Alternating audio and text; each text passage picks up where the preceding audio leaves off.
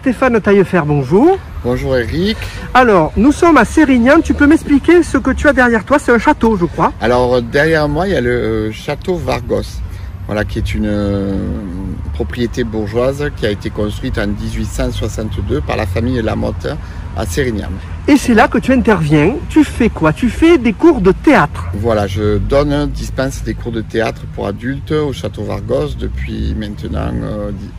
je démarre la 20e année. 20e année. Voilà. Donc tu es à une association, tu es salarié de cette association et tu interviens un peu partout dans les missions locales, que ce soit à Narbonne, à Perpignan, à Lunel.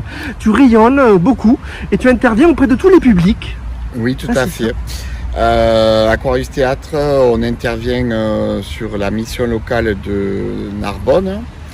On intervient aussi sur la mission locale de Montpellier. Ouais. On a monté des projets avec les écoles de la seconde chance, de la deuxième chance, pardon, seconde chance.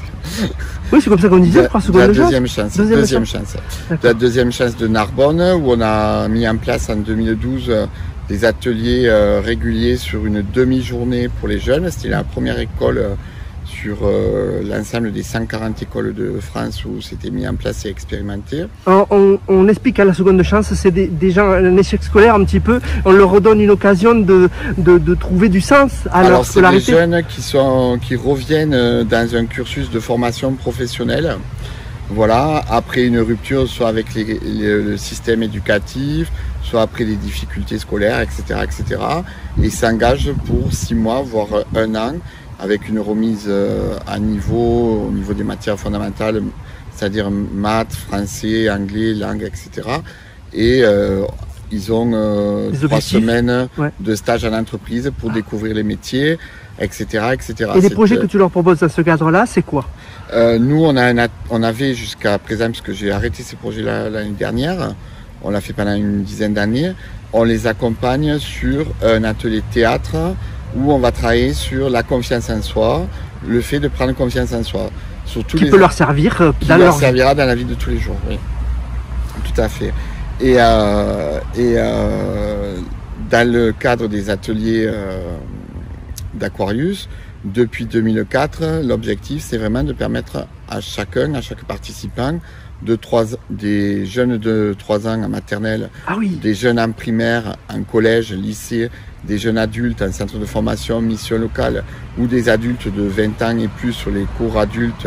Jusqu'à retraité jusqu'aux retraités, voilà, jusqu'aux jeunes retraités, de travailler sur la confiance en soi, c'est-à-dire apprendre à écouter l'autre et le groupe, apprendre à donner et recevoir des émotions, travailler tout ce qui est de l'ordre des émotions, et aussi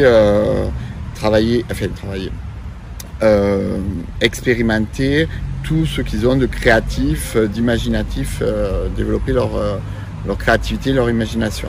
Ça c'est fondamental, ça devrait presque être appris à l'école, j'imagine, dans le savoir de base.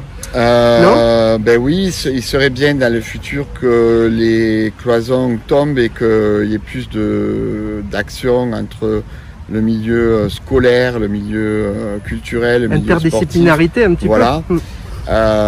Ça viendra dans le futur, j'espère, enfin je le souhaite, mais c'est vrai qu'effectivement le théâtre est un outil de développement de l'individu qui pour moi est d'une efficacité la plus forte, quoi. La plus concrète possible. Ouais. Parce qu'on travaille le corps, on travaille la respiration, on travaille la présence, on travaille la confiance, on travaille le rapport à l'autre, l'écoute, j'écoute, j'entends. Qui est la base finalement de tout notre rationnel dans la vie. Qui est la base de l'éducation, oui. Ouais. Qui est la base du savoir-être et du savoir bien-être.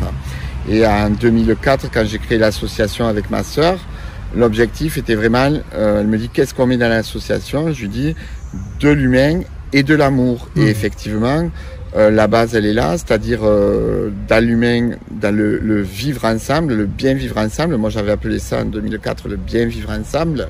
Et l'accès à la culture, puisqu'on a tous, chacun on a notre culture, on porte notre culture. Et cet échange de partage de culture peut permettre de construire une société, une communauté sur un territoire, un vivre ensemble, équilibre, un vivre ensemble, juste où les choses soient justes pour tout un chacun.